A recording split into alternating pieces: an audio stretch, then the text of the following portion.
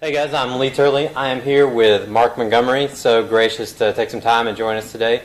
Mark, give us a kind of a rundown of your entrepreneurial background as well as just give me some personal background and tell us what you're doing these days. We'll start at the beginning and go forward very quickly. I'm always curious about what people's parents do. I think it informs a lot about who you are as a person, and informs a lot of what you do. So my mother is a painter, and my father is a serial entrepreneur. Okay. So I kind of grew up with this weirdo right-left brain thing, and the short version of that story is I was born in Green Bay, Wisconsin. I got bit by the music bug when I was 11 years old, Kiss double platinum,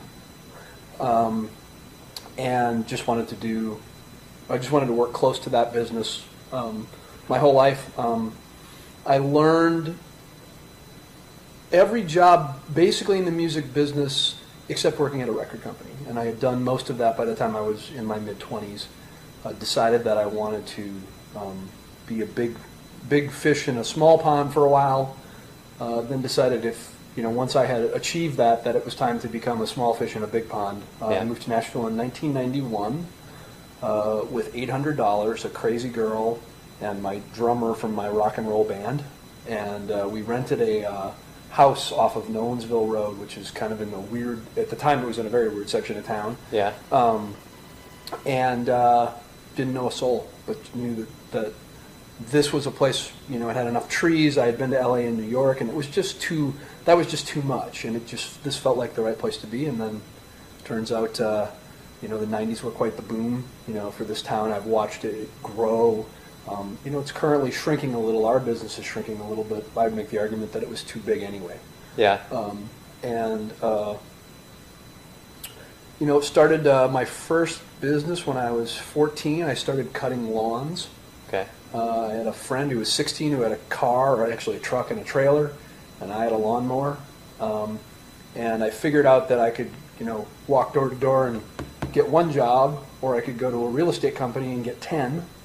Nice. So we started doing cutting lawns for real estate companies, and my partner eventually kind of flaked out, and then I got into tutoring wealthy families' children on how to use computers, because in Very high school nice. I was a little bit of a computer hacker. Okay. And from there have just kind of been involved in lots of different things. I've done everything from manage coffee shops to fill in the blank. I was a tour manager, a road man. I mean, just kind of anything. Yeah. When I got here, I came here to be a musician and a songwriter. Big fish in a small fish in a big pond. That didn't work out so well the first round, and I ended up learning a bunch of the supply chain business around the distribution of records. Okay. So started with on the pressing room floor of a vinyl pressing plant. Oh, that's cool. And in the early '90s was when CDs were really just beginning to take hold, and we had an interesting sideline business of brokering the manufacturing of CDs, and so I learned that business, and then eventually started one of my own. Put an 800 number in my apartment, bought a Mac Color Classic, and started a company. Which color? It was a color computer. It was a. Oh, I got you. This was I thought even you were before saying the IMAX. No. This was way before that. Oh, okay. This is back in the old days. I built that company up pretty quickly, and then inevitably used that as leverage to buy my way into ownership in a studio complex. Okay.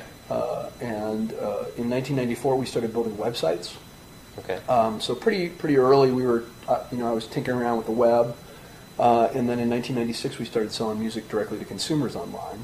And I don't know if you remember, and I'll actually send you this video. You may want to cut it right here and put this video on. Okay. The UPS commercial where the guys are all sitting around their computer, waiting for the first order to come in, and then the orders start coming in, and they're all like high-fiving each other, and then they're all like, holy shit, there's too much. Am I allowed to say that? Sure.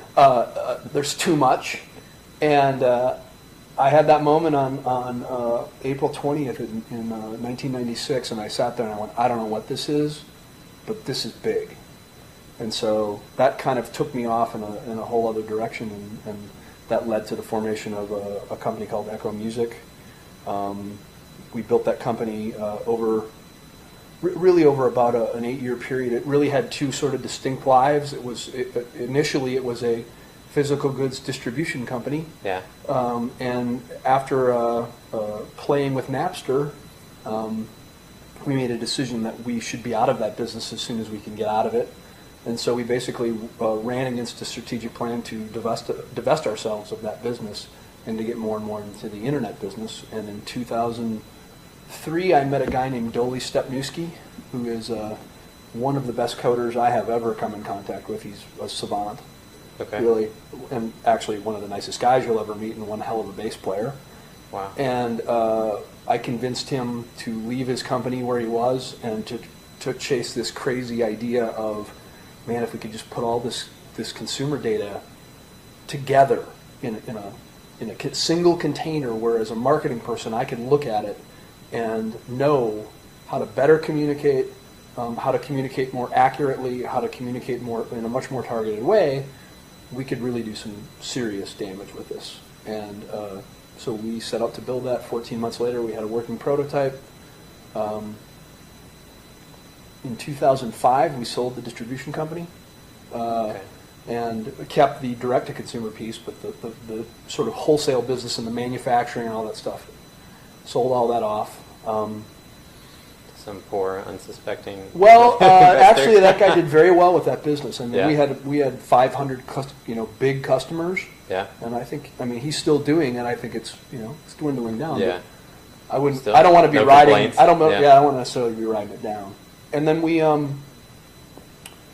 effectively we went from kind of a bootstrap operation to a bank financed business. And in 2006, we took one round of angel money from a West Coast firm, actually based in Seattle, called Acorn Ventures.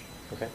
We sold them a small interest for a good chunk of money, and nice. We exited the business in February of 2007. I learned one of my biggest entrepreneurial lessons to that point: never sell 51%. Okay. And trust but verify. Yeah. And then I, for the first time probably in 15 years, had a boss, and I lasted just around 2 years. Let's just say I'm not a very good corporate citizen. Yeah. I don't feel like I really belong reporting to someone who doesn't understand what I do.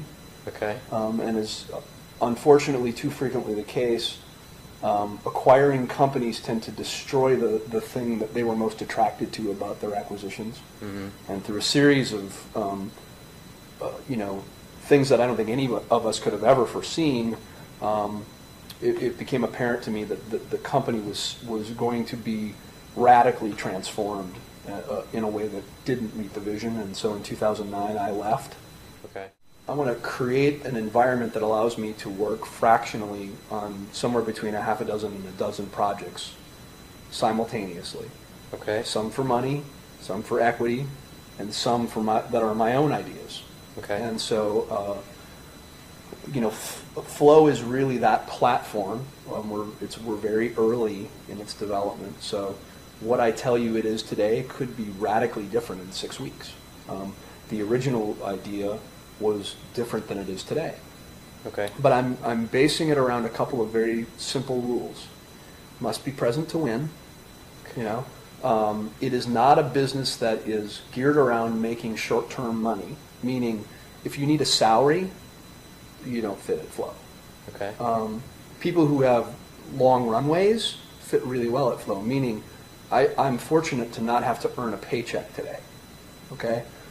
I would much rather use my intelligence, my Rolodex, and my resources to invest in people who have great ideas but need help than I would in charging them a fee to help them. So Flow's basic model is very simple. It's a for-hire entity. We do have a couple of clients already who we don't discuss publicly because a lot of who we work with are fairly high profile. Okay. And those clients retain us for any number of things. Okay. The second piece is it is a vehicle for investing. So I do some personal investing, and then I represent people who have large amounts of capital that they want to deploy, and Okay. so I bring that into the marketplace and will help a company get into shape to get to that Yeah. point where they have an investable story. Sometimes it's with my own money, sometimes it's with someone else's money. And then the third thing is that when you kind of look at the group of people that I've assembled in this entity, there's a lot of great ideas floating around in the room. And so Flo will begin to get all those ideas up and begin to prioritize them and then pick several of them and work on them. Okay. So it gives me this giant sandbox to play in with really smart kids that have cool Yeah. toys. And in that cadre of folks, there's an industrial designer who designed the first PowerBook for Apple, and Wow. then went on to run Nike's consumer footwear business. There is a guy, I call him, he's the Dr. Johnny Fever of the group. I don't know if I'm dating myself, but there was an old show called WKRP in Cincinnati that had this cool disc jockey named Johnny Fever. Well, we've got a former disc jockey who started a social media company who exited that, and he's in this, and he's a big, he's an expert of the narrative. I think that today in our where business in general is going, the brand is the story. Yeah.